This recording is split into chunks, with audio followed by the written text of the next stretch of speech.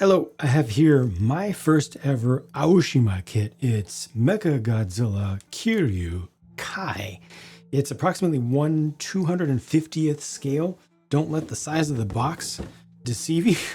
If you see this thing in person, hopefully this will give you some idea of what's actually going on with what you'll have as a finished product. The box size is like the size of a large master grade sort of kit, but the finished size of this is similar to a normal master grade kind of class of kit, I would say. And this is not what it looks like when you build it just straight. So this is a snap built kit, so you're not supposed to need any glue, and I didn't. You're not supposed to need any paint, and I technically didn't, but I felt like I did, because the actual color of the parts, the armor parts, all of the silver parts, obviously you can see there's weathering and stuff on there, but the silver color is this. Let me see if you can see that on the back there. It's like the color of metallic pilk. You know, milk mixed with Pepsi. It's not good. And there are a lot of flow marks that you can see easily in it because of the metallic flake going through it. I personally found it to be unacceptable. I just couldn't really live with it as it was. You can totally build it that way.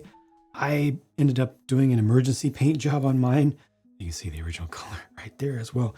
What I consider to be an emergency paint job, because I was in a hurry. I needed to get this done quickly because I just don't have a lot of time to build things.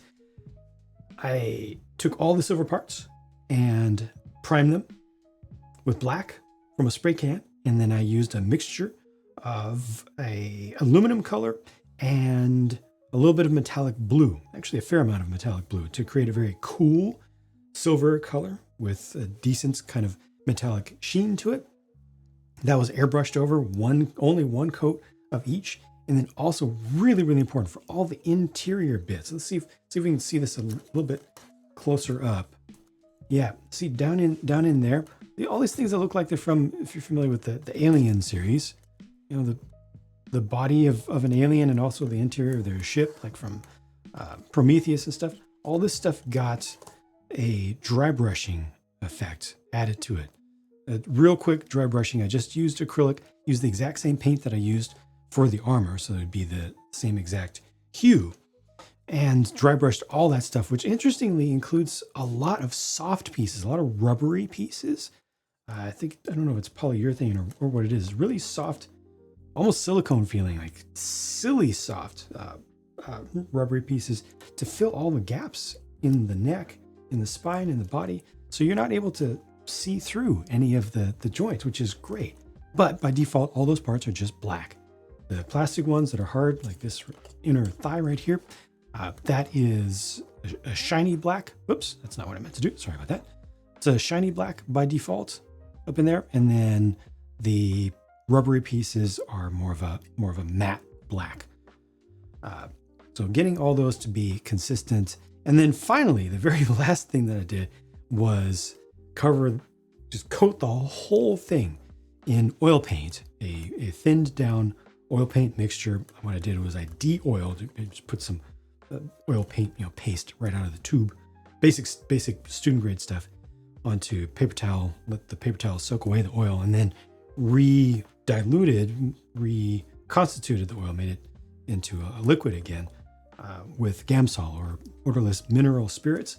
I did a mixture of mostly brown and a little bit of yellow, tiny bit of black, coated the entire model with that, let it set up, and then came back and used the mineral spirits to take off a lot of it to result in this finish that looks like kind of to me, it looks like mid-century machinery.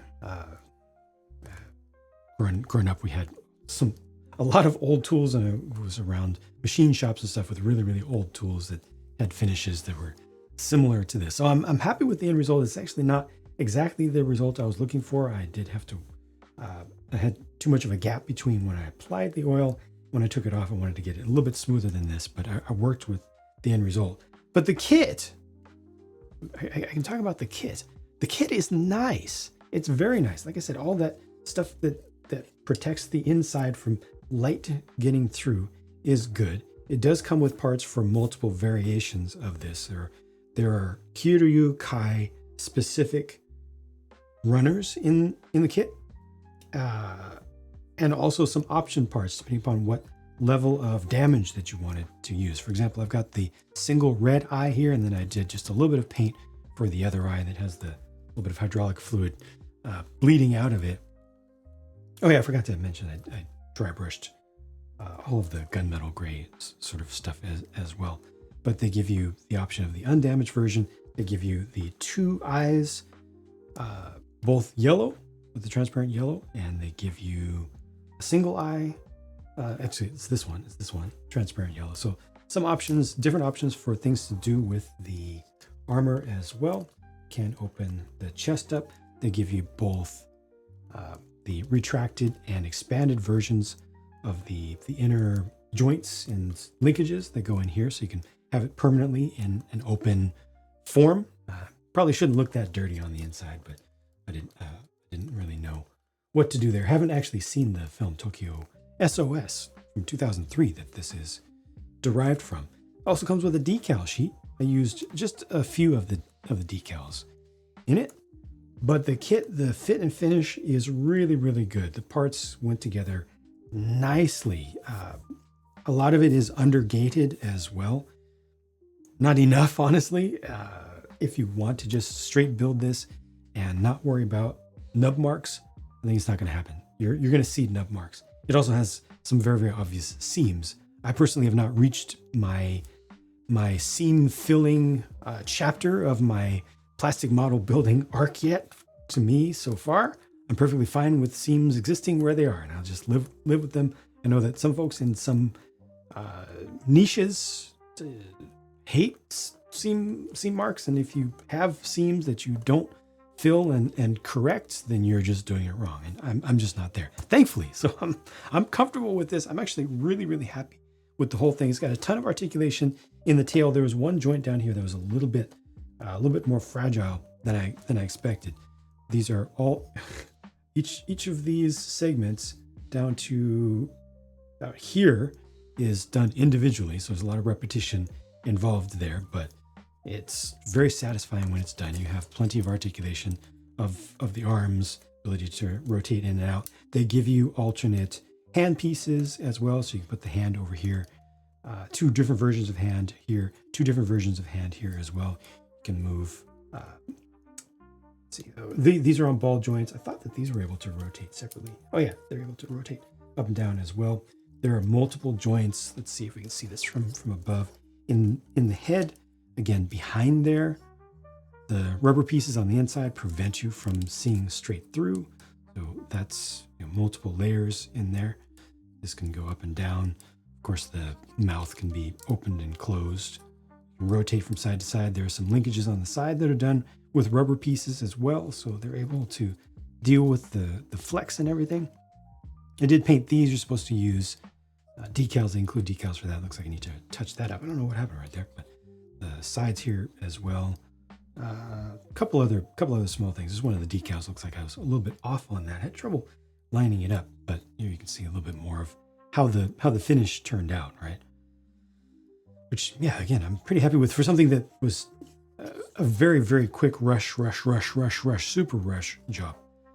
The build of this took me 2 sessions while streaming it as well on Twitch. So two evenings.